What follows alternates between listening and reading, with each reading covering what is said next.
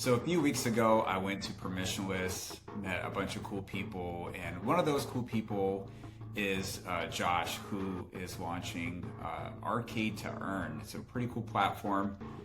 He's very active on Twitter. He sits on the council for Illuvium, and being that Illuvium had a very strong presence at Permissionless, I wanted to ask him about the direction that they're going in, what he's building, and then also looking at some of the traditional games.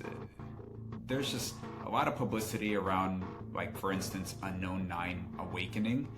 It's not getting good reviews. I want to understand if there's something about the way that we do gaming in crypto that can solve this problem. So with all of that said, welcome to the show, Josh.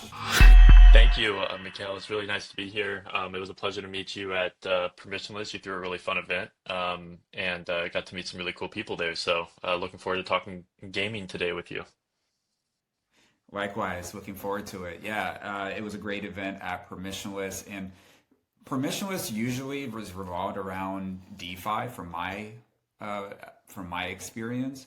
But this one in particular, it felt like there was a strong presence on the gaming side, specifically around Illuvium. And if you're a retail investor and you're looking at the price chart, you're probably thinking, okay, Illuvium is not very active right now.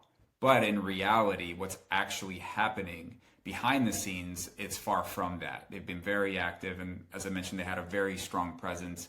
I'll show some footages from the actual booth. So I'm curious to hear from you as somebody that sits on their council. You're very active in what they're building.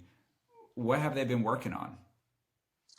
Yeah, I should clarify first that so I was on two epochs for the Illuvium Council. Actually, the most recent one I didn't run again, or I didn't uh, get on again because I'm now on Star Atlas's DAO, so I kind of jump around a little bit. But the I have been an active contributor to Illuvium's DAO for several years now, and they really are cooking in a lot of ways. It's tough to kind of disassociate the sentiment around token price and the actual game product that's being produced. I think one of the issues that this industry has is that the ability to have real world assets or monetary influence of a token can weigh heavily on the sentiment of gameplay mechanics. People will say that the project is going down just because the token is, even if the player numbers or daily active users is going up, or they're shipping more gameplay features or more modes or whatever. And it can be hard for the community to separate those two areas, right? And oftentimes the game developers don't really have that much control over the trending of where the token is going. People think that the game developer's primary focus is to pump the token price, and often that is not the case. That's certainly not the case with Illuvium or most other games that I'm familiar with. So I would just say that in general, that line gets blurred a little bit too often, but Illuvium has released lots of great content, even just in the last couple months, and they have a lot of other really cool stuff in store throughout the rest of the year. Yeah, you mentioned something very interesting that a lot of times us on the retail side, we want to see that price go up, right? Whenever we buy a token, and that incentivizes us to be part of the community. Now, there's a lot of people that actually play the game, and so my question to you is the actual token itself, it trading on the market, do you feel like it kind of leaves a bad stain in Web3? Yeah, I mean, so I think it's kind of a double-edged sword, right? You do get a lot of positive attention when the token price is pumping, right? Like in the middle of a bull market, if, last cycle, this was before the games actually launched, so Illuvium and others weren't able to really capitalize on it the same way they could now. But just following market trends, the ILV token, went on like a 500 or 1,000% run or something last cycle, and lots of really good publicity when that's happening. And then on the other side of the coin, when it's going down, you get kind of that negative sentiment. So I think it is a little bit of a double-edged sword, but certainly there are benefits to having a token. In Illuvium's model, it is a governance token. It's used to direct, the focus of the Illuvium DAO. Um, Little known fact, or maybe it is more known than I consider it, but Illuvium DAO and Illuvium Labs are two separate entities, right? It's not the developer of the game is essentially contracted by the DAO to build the game, and they are separate entities. So, when governance decisions are being made, the ILV token directly impacts the direction that the DAO goes, and the DAO makes decisions that are then passed along to Illuvium Labs to execute on those ideas or make tweaks where necessary. So, it's this idea of crowdfunding the best ideas from the community, which is something novel to the Web3 gaming space. We don't really see that in Web2, if at all. I can't just hop in a chat and give feedback on Call of Duty. You kind of just get what you get. So I think there are benefits to that system. You just have to be okay with kind of separating um, the sentiment around the value of your bag and the actual utility of the tokens that are in it, right?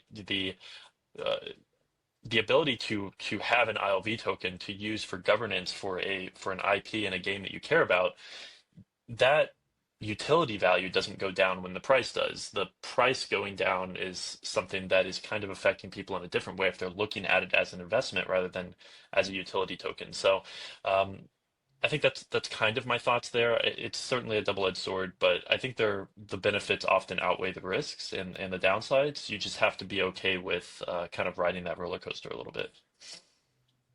When you look at the gaming sector, the gaming vertical of Web3 right now, it's last time it was very dominant. We were in the peak bull market in 2021. So there's a lot of theories around it gaining more traction once the bull market comes back, because naturally, like we just talked about, there's a lot of Mhm. association for users, right, between the price and the experience that they have. So given that the same thing is going to happen, I mean, what chains do you think would really are really set up for success when it comes to gaming, either from community perspective or from a technical perspective? Yeah, so I would say Avalanche is probably my leader in that segment currently. I would say it's closely um, it's close with Solana and Immutable X. The only thing that Immutable X continues to frustrate me about is there's so much friction getting on and off the chain. Once you're there, it's a pretty good experience. Most of, the gasless transactions, it is usually pretty good once you're there. It is just such a pain to get funds or assets onto Immutable X, and then to get off of Immutable X is just as cumbersome. So I would say Avalanche is doing a great job because of the layer one subnet infrastructure that they've built. It's really easy. We saw that with Gunzilla. They launched the Guns network. It's performing great as intended. Beam, another close partner of ours, another gaming subnet that's on Avalanche. So Avalanche, I think, is really doing well in that sense. And then Solana, you know, also some of our oldest partners, Solana Ventures invested in us nearly 3 years ago, and there's great games again. Star Atlas and others that are building, and Solana has such high, throughput and speed. The blockchain is reliable when it's online and reliable, but when it's having some issues, there are some struggles there. But I would say those are probably the top three. Um, I don't want to talk down any other chains, but there are other chains that have good tech, like even Arbitrum, Optimism, Base, all good tech. I just don't know that they have their foot as firmly planted in gaming currently. That could change. They could pivot to be more in that realm. Base, for example, has started to put a little bit more emphasis on it. They brought over Heroes of Mavia. They have Parallel. So they are starting to attract some bigger IPs. I think Base will probably be a cycle leader, leading into this next run here. But I would say currently Avalanche, Solana, Immutable just don't love the on and off ramps onto Immutable. Yeah, and by the way, I'm just wearing the hat because I like it. You know, obviously not on the team here, but yeah, I would have to unfortunately agree with you. I was hoping to have somewhat of a debate, but I do agree that Avalanche, I think just with their subnets and with Beam, the tools that they have for developers, I think it's very set up nicely for games. And Solana is just so interesting that they're able to have their tentacles in so many different areas, whether it's DeFi, meme coins, and gaming, of course, DePIN. Solana is I look at them also as really just masterclass marketers. They're just so good at branding every tentacle that they have in the different things. And Avalanche is pretty good at it also, but like all of the like you were saying, I mean just meme coins, DPIN, gaming, it's like Solana has like their own identity for all of these different sub niches of the chain. I think they do that really masterfully. But gaming being one of them that I think has always been you can almost look at it like gaming is Solana's focus, but then you could say that for five other areas as well. It's like DPIN is Solana's focus, or memes are Solana's focus, or whatever. So, yeah, I definitely agree with you. I feel good about the future, with Avalanche and Hmm. Solana, and you mentioned some of the L2s. I feel good about them really showcasing to the traditional gaming space what we can actually do. And this actually takes me to the next topic, which is around Unknown Nine Awakening. It's a game just recently came out. It was launched on Steam. My Hmm. understanding is there's really no like crypto element to it. It's just Hmm. supposedly supposed to be a fun game to play. It didn't get the best reviews. I don't know exactly for what reasons, but just in general, when you look at a game like that had a lot of anticipation, or really any other traditional game, can we right now look at that and say, look, Web3 can make it a lot better in these other reasons? Yeah, yeah. So I think there's a few different kind of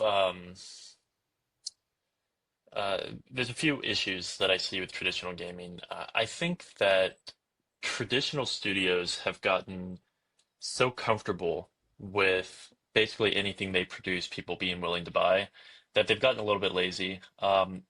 We see this time and time again with certain publishers. I'll try not to name any names, but if your game is half baked and the cinematic was good for a few months, you got people hyped up on it, and you have such you have so much reach and so much budget for marketing that you can make anything look good so that it sells on the first day, then these studios just keep taking money from people and not really being held to a higher standard. I think Web3, just generally speaking, a lot of these Web3 gaming studios know that they have something to prove. They know that they're up against it, that in order to attract already skeptical traditional gamers, they have to go above and beyond.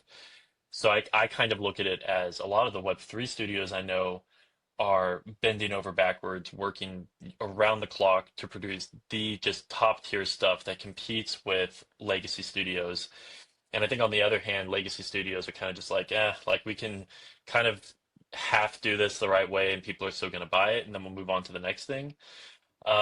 So I think like the example of the game you just mentioned, I just did like some quick looking at it. I haven't played it, I have no experience with it, but it sounds like the feedback from the reviews is it's very similar to what we've heard in other game titles time and time again. Half baked, full of microtransactions. The story is dull. There's not a lot of substance to it. The gameplay feels dull. The combat feels, clunky, like it's an early alpha stage that they're charging $60 for, and maybe they'll add in some features and fixes in the next few months. We see this. I mean, a good example of this actually that I think a lot of people are already aware of, but Cyberpunk back in the day, right? It sold complete train wreck on day one. People were returning it. I think PlayStation even like offered refunds to a ton of people that bought it. The studio took a step back. They fixed the game. It took like 2 or 3 years to get it to like a really polished state. But oftentimes, these studios get something halfway finished, good enough to ship it, get the money to fix it over the next 6 months, and then pretty much abandon it. And we see that cycle over and over again. Where does Web3 fix that? I think it's the going back to the effort that these Web3 companies are putting in because they know they can't get away with that degree of neglect. But then on the other hand, in terms of like microtransactions and those types of things, gamers are tired of being nickel and dimed.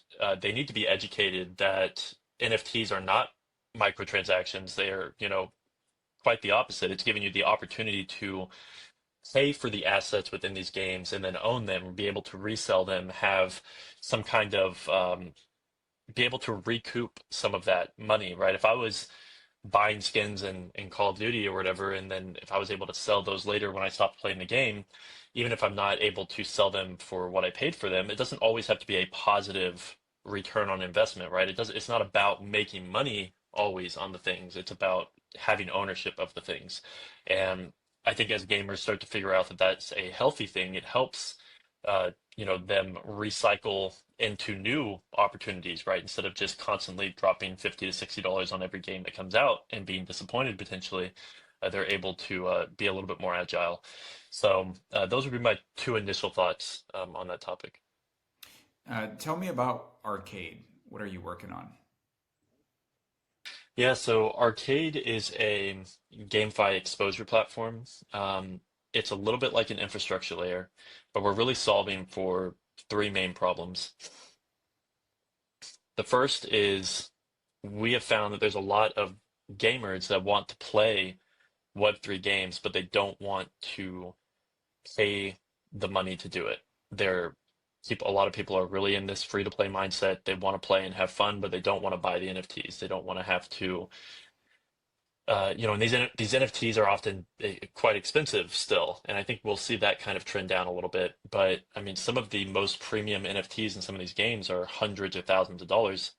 Gamers aren't going to spend that in order to use that plot of land or that ship in the game. So we're solving for that pillar by making the assets available for free. We Arcade buy the NFTs, or we work with a wide network of hedge funds, investment DAOs, whales, VCs, whatever, that they want to buy the assets and sit on them for price appreciation, but they don't want to play with the assets. So we're a little bit of a matchmaker there, where we get the assets into the hands of the players that want to play with them. And in turn, we're solving for pillar two by creating a revenue stream for the people that bought the NFTs but don't want to play with them. They're able to put those assets to work in the games. The players get to play, the NFT owners get a cut of the rewards, and everyone's happy. The third pillar is kind of the speculator, which is what the DApp at play.arcade2earn.io is currently showing. You can see mission pools on the DApp. These mission pools are a derivative of in-game activity, and as an arcade token holder, you're able to deposit your tokens into these missions and get a share of the reward. So the full loop there is we or our network owns the asset. We get the gamer to come in and play with that asset. That activity that's taking place there is represented by a mission pool on the platform. As an ARC token holder, you can deposit your tokens into that mission and basically have a risk-free way of getting some kind of return on that activity without having to be an owner or a player. So we're solving for that cycle. And the general idea is that there's a lot of people that wanted exposure to GameFi. And again, currently our demographic is more so people that are DeFi savvy, people that are used to going out and getting some kind of ROI out of the crypto industry.